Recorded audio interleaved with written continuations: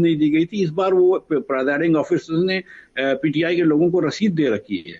تو یہ جو ہم بات کر رہے ہیں کہ میاں نواز شریف کا حلقہ کھلوائیں، تو اب تو وہ انٹرنیٹ پہ واٹس ایپ پہ ہم سب دیکھ چکے ہیں سارے فارم 45. جو یہ بات کر رہے ہیں اون چودھری کا اور سلمان راجہ صاحب کا حلقہ کھلوائیں، اس کے تو سارے فارم 45 ٹی وی پہ ہم واٹس ایپ پہ ہم دیکھ چکے ہیں. ہمیں تو پتا ہے کہ حقیقت کیا ہے. ہم بہرحال مطلب اسٹیبلٹی کی خاطر شاید چلو کیا آنکھیں بند حقیقت کر ہے لیتے ہیں، مفتاح لیکن صاحب؟ سچائی تو مفتاح صاحب کیا حقیقت جی ہے؟ کیا حقیقت ہے؟ آپ کی زبانی سننا حقیقت تو چاہوں یہ گا. ہے کہ سلمان راجہ صاحب جیتے ہیں وہ حلقہ فارم 45 کے مطابق اور اوور نواز رائٹنگ سے شریف پہلے. صاحب جیتے ہوئے ہیں کہ ہارے حقیقت تو ہوئے ہیں؟ یہ ہے کہ مجھے نہیں لگتا کہ میاں صاحب جیتے ہیں. میں سچی بات بتا رہا ہوں، میں افسوس آپ کے کو ساتھ کہہ لگتا ہے رہا ہوں. نواز شریف بھی ہارے ہیں اور سلمان راجہ بھی جیتا ہوا ہے اور خواجہ آصف صاحب اور اسلام آباد والے حلقے؟ سر اسلام آباد کے تینوں حلقے جو ہیں وہ دونوں حلقے مسلم لیگ کے ہار گئے تھے، اور جو ان کا ایک سپورٹ کا بندہ تھا وہ تینوں حلقے ہار گئے تھے. خواجہ صاحب کے حلقے کا سچی بات ہے کہ میں نے ابھی تک فارم 45 وغیرہ نہیں دیکھے. میاں صاحب کے حلقے کے اور سلمان راجہ کے حلقے کے جو ہیں وہ فارم 45 چل رہے تھے، وہ آپ نے دیکھے ہیں، سارے سب نے دیکھے ہیں، آپ نے بھی دیکھے ہیں.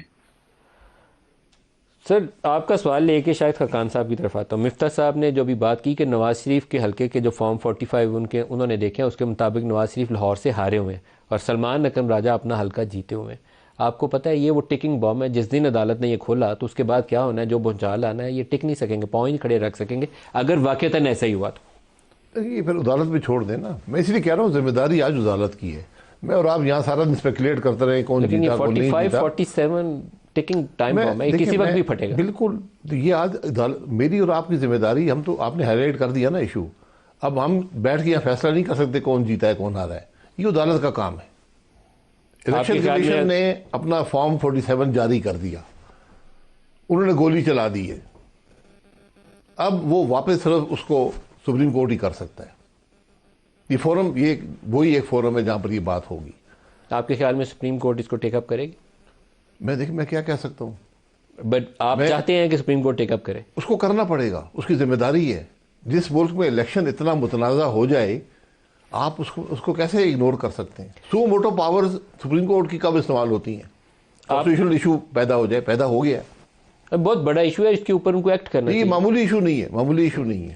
سر آپ نے 2013 18 اور 24 جو ریسنٹ پاس کے تینوں الیکشن اگر ان کا کمپیریزن کریں تو تینوں کے اندر میری ذاتی رائے میں تینوں کے اندر 35 پنکچر لگتے رہے تھے.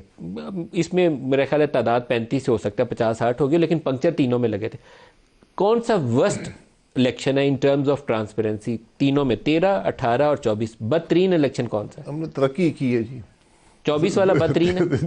جو بھی گئے ترقی، اس کام میں ترقی کرتے گئے. 2024 از ورسٹ. سارے جس الیکشن میں ایک سیٹ پہ بھی چوری ہو وہ بھی قابل چوری تو قبول ہوتی نہیں ہے. 13 میں بھی ہوئی، 18 میں بھی ہوئی، 24 میں بھی. یہ الیکشن بھی قابل قبول نہیں ہے. سب سے بدترین کون سا ہے، 24 13 یا 18؟ یہ بات تاریخ پہ چھوڑ دیں. لیکن آپ سے میں رائے چاہتا ہوں. اسپیکولیشن ہو جائے گی.